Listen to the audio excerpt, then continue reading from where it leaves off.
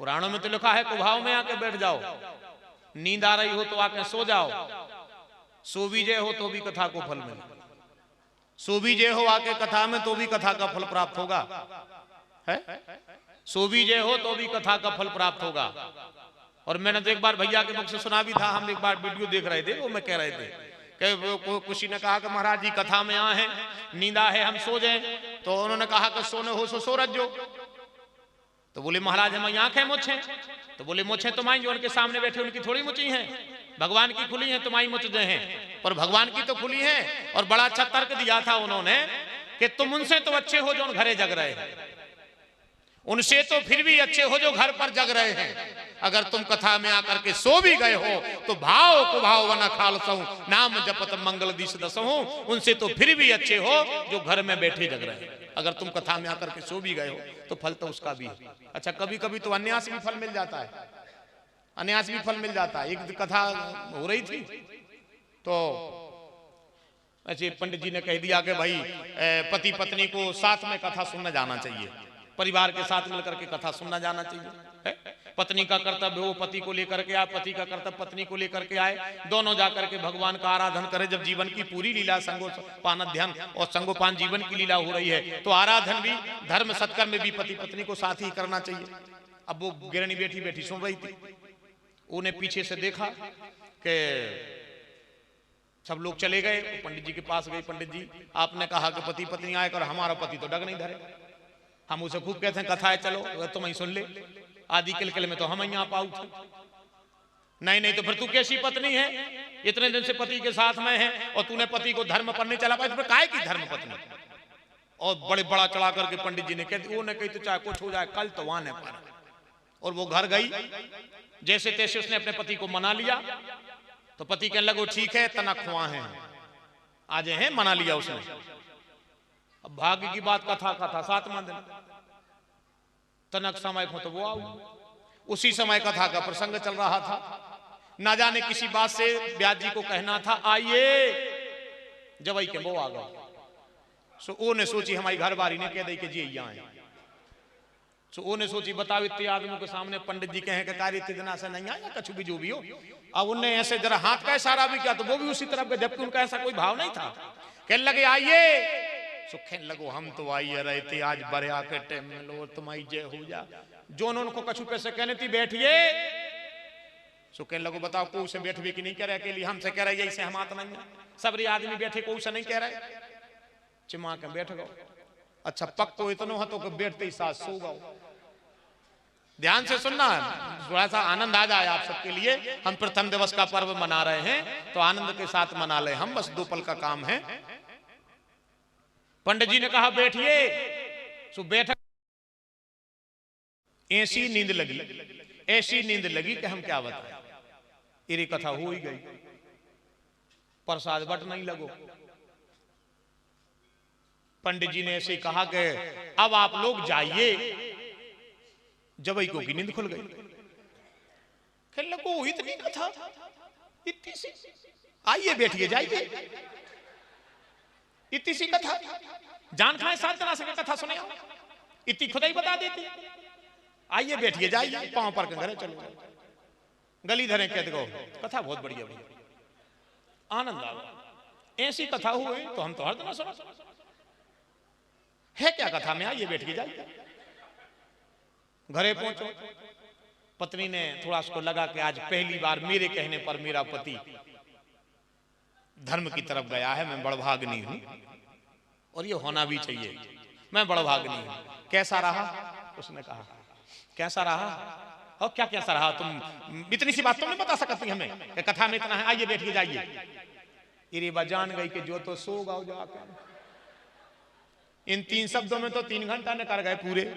शुरू में कहती पंडित जी ने आइए, बीच में कहती बैठिए, आखिरी में कहती जाइए, बीच में तो न बहुत कुछ सुनाया। बात जान गई कि सो गाओ, पर उसने कहा कि भली सो गए, पर मैं सुनकर के आई थी भाई को भाई अनख आलस नाम जपत मंगल दिशि दसहु।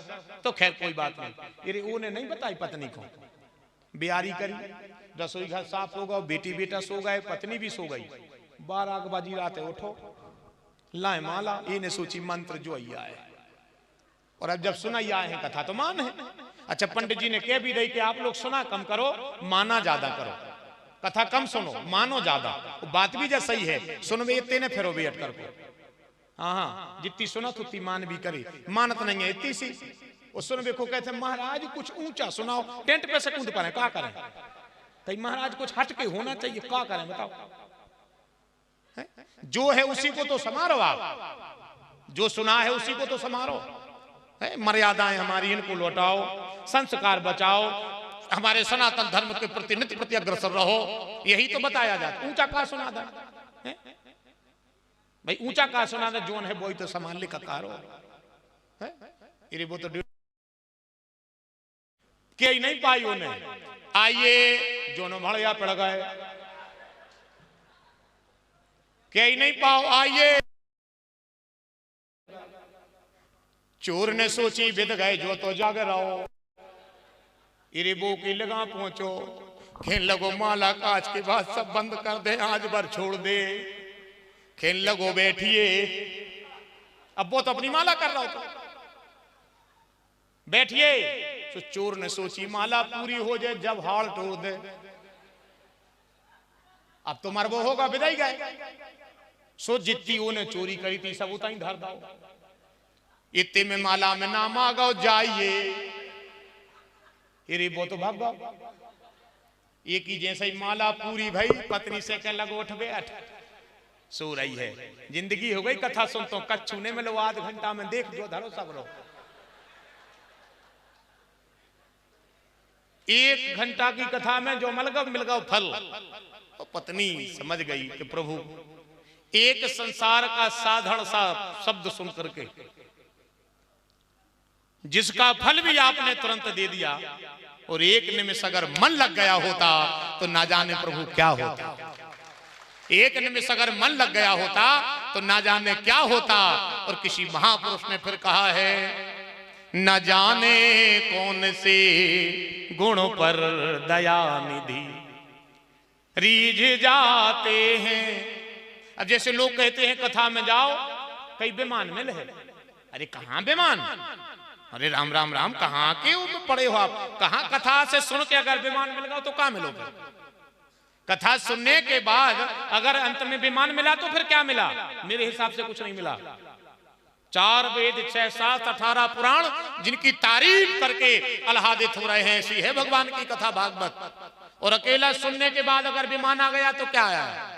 मैंने तो महापुरुषों के मुख से सुना है कि अगर भगवान की कृपा हो जाए साहब इनकी पुराण की, अरे विमान की तो कहे कौन साहब, मैंने तो आमिष भोगी गीत को राम की गोद में बैठा देखा है, तुम तो फिर भी यहां भगवान की कथा के यजमान बन करके बैठे। कहा है किसी महापुरुष ने कि न जाने कौन से गुण पर दया निधि रीझ जाते हैं, ना रोए बन गमन पर आप पिता की वेदना सुनकर, ना रोए बन गमन पर आप पिता की वेदना सुनकर, जटायु गोद में रख कर प्रभु आंसू बहाते हैं, न जाने कौन से गुण पर दया निधि रीझ जाते हैं। और वही एक गुण आप सब ने ठाकुर जी ने देख लिया और गैया मैया के मंदिर में यजमान बना करके बिठा दिया। अब तुम जाना तो सब अंतर्यामी, तुम जानो प्रभु हम तो आ गए। तो ऐसा है इस महापर्व का विषय श्रीमद् भागवत कथा। 5 लगभग बज चुके हैं, प्रथम दिवस का महापर्व था। तो आज की वाणी में यहीं से पूज्य बड़े भैया के श्री चरणों में विराम करता हूँ। कथा हनुमान जी महाराज के हृदय में रखता हूँ और आप सबके हृदय में बैठे प्रभु को प्रणाम करता हूँ।